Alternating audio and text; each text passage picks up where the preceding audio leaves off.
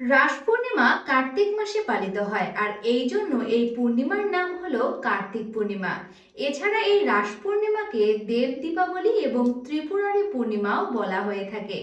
হিন্দু ধর্ম মতে এই রাস পূর্ণিমার দিন অত্যন্ত শুভ মনে করা হয়। নমস্কার, আমি খুশি রায়। আমার এই ধর্মধারা ইউটিউব চ্যানেলে আপনাদের সকলকে স্বাগতম। তো আজকের ভিডিওতে আমরা জানবো রাস পূর্ণিমার সময়সূচি, রাস পূর্ণিমা কবে পালিত হবে, রাস পূর্ণিমার মাহাত্ম্য এবং পৌরাণিক কাহিনী।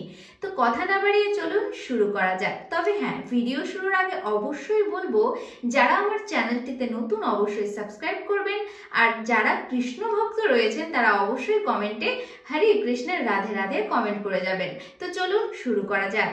তো চলুন প্রথমেই জেনে নেই এবছর অর্থাৎ 2025 সালে রাস পূর্ণিমা তিথি কবে পড়েছে।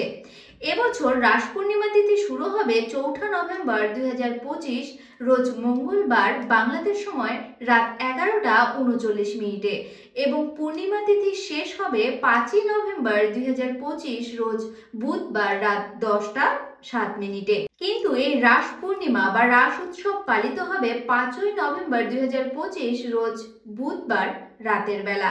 কেন? কারণ এই দিনেই সূর্যোদয় পড়েছে, অর্থাৎ সূর্যোদয় পড়েও যদি পূর্ণিমা তিথি থাকে তাহলে সেদিনেই এই রাস পূর্ণিমা পালিত হবে। আর এজন্যই এবছর 5 নভেম্বর 2025 রোজ বুধবারে রাস পূর্ণিমা বা রাস উৎসব পালিত হবে।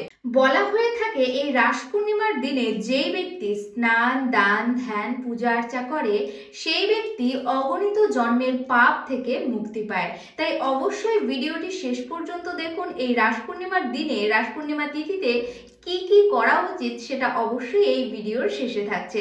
তো অবশ্যই পুরো ভিডিওটি দেখুন।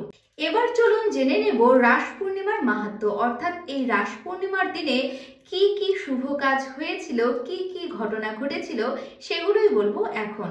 এই রাস পূর্ণিমার দিনে অর্থাৎ কার্তিক পূর্ণিমার দিনে ভগবান শ্রীকৃষ্ণ গোপীদের সাথে বৃন্দাবনে রাসলীলা করেছেন।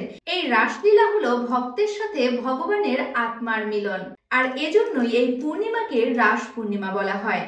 এছাড়া এই দিনে ভগবান শিব 3টি অসুর নগর ত্রিপুর ধ্বংস করেন, আর এজন্য এই রাস পূর্ণিমার আরেক নাম হলো ত্রিপুরারি পূর্ণিমা।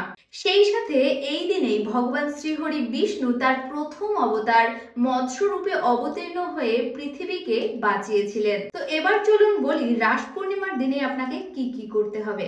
যেহেতু এই রাস পূর্ণিমার তিথিতে অত্যন্ত শুভ যোগ পড়েছে, তাই এই রাস পূর্ণিমার দিনে যদি আপনি শুভ কাজ করতে পারেন সেটা আপনার জন্য অত্যন্ত শুভ এবং মঙ্গলজনক হবে। প্রথমত, এই রাস পূর্ণিমার দিনে অবশ্যই গঙ্গা স্নান করার চেষ্টা করবেন। দ্বিতীয়ত, দীপ জ্বালাবেন এবং দান, ধ্যান, পুজো আর্চা করবেন। তৃতীয়ত, এই দিনে বেশি বেশি করে শাস্ত্র পাঠ, গীতা পাঠ, ভগবানের নাম কীর্তন, হরিনাম কীর্তন, ভজন এসব করবেন। তো সকলকে জানাই রাস পূর্ণিমার শুভেচ্ছা। আজকের ভিডিওটি এই পর্যন্তই। দেখা হচ্ছে নেক্সট কোনো ভিডিওতে।